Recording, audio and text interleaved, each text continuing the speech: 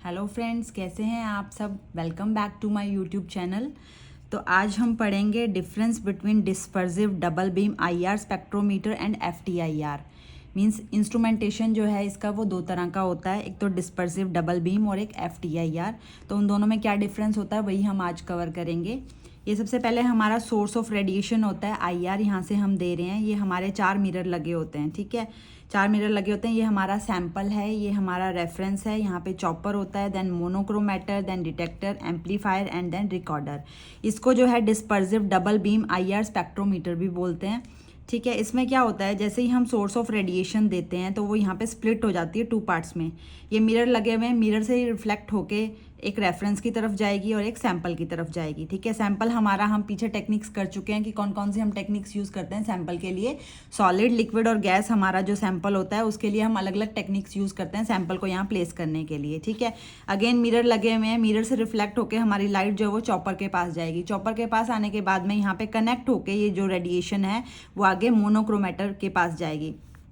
अब जैसे ये मोनोक्रोमेटर के पास रेडिएशन जा रही है, बहुत सारी जो फ्रीक्वेंसी की रेडिएशन है ये यहाँ पे जा रही है। मोनोक्रोमेटर का काम क्या होगा, पॉलीक्रोमेटिक लाइट को मोनोक्रोमेटिक लाइट में कन्वर्ट करना। मींस डिजायर्ड फ्रीक्वेंसी की जो हमें लाइट चाहिए उसको पास करवाना आगे। अब ये रेडिएशन की फॉर्म में आगे डिटेक्टर के पास जा रही है डिजायर्ड फ्रीक्वेंसी की लाइट, ठीक है। डिटेक्टर क्या करेगा, रेडिएशन को इलेक्ट्रिकल सिग्नल में कन्वर्ट करेगा, इलेक्ट्रिकल सिग्नल में कन्वर्ट कर देगा, जिसको हम बाद में एम्पलीफाई कर लेंगे। और एम्पलीफाई करने के बाद में हमारे रिकॉर्डर के पास जो है रीडिंग्स आ जाएंगी। मींस हमारी रीडिंग्स जो है वो पीक की फॉर्म में आ जाएगी, उसे हम देख लेंगे। नेक्स्ट आता है हमारा एफटीआईआर। नेक्स्ट आता है हमारा एफटीआईआर। एफटीआईआर की फुल फॉर्म है फूरियर ट्रांसफॉर्म आईआर स्पेक्ट्रोस्कोपी, ठीक है। इसमें क्या होता है, सबसे पहले हम इसके डायग्राम को समझते हैं कि इसमें होता क्या है।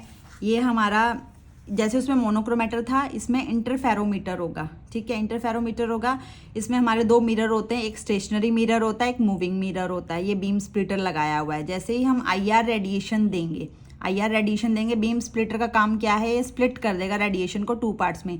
एक तो स्टेशनरी मिरर के पास जाएगी लाइट, और दूसरी लाइट जो है हमारी यहाँ पे मूविंग मिरर के पास जाएगी। अब हमें पता है लाइट इनके पास जा रही है, तो वापस से मिरर लगे हुए हैं, तो रिफ्लेक्ट होकर जो लाइट है वापस यहाँ पे आएगी और कंबाइन होकर लाइट जो वो आगे सैंपल की तरफ मूव करेगी। अब सैंपल हमें पता है कि एब्जॉर्ब करेगा सेम फिंगरप्रिंट रीजन की लाइट को।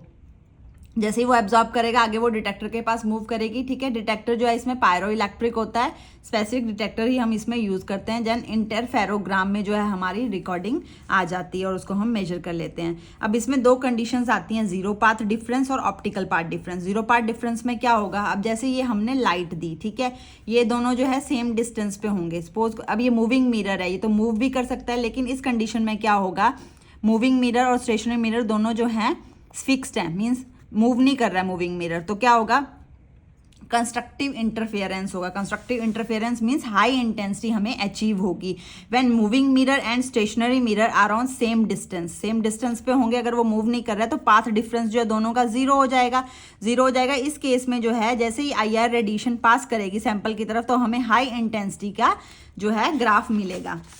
जैसे ये जब वाली पीक जो आई, जब हमारा ग्राफ जो था वो, जैसे ये वाली पीक जो आई जब हमारा जो था स्टेशनरी के पास जाती है, ठीक है, स्टेशनरी मिरर के पास रेडिएशन, और ये जब मूविंग मिरर के पास जाती है, ठीक है।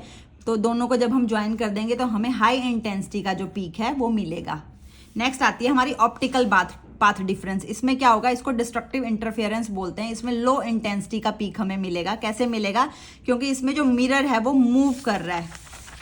देखो ऐसे ये वाला जो मिरर है ये मूव करेगा, तो ये आगे मूव करेगा, जिसके कारण इसका जो डिस्टेंस है वो बढ़ जाएगा। डिस्टेंस जैसे ही बढ़ेगा, When moving mirror moves, it increases the path difference, ठीक है।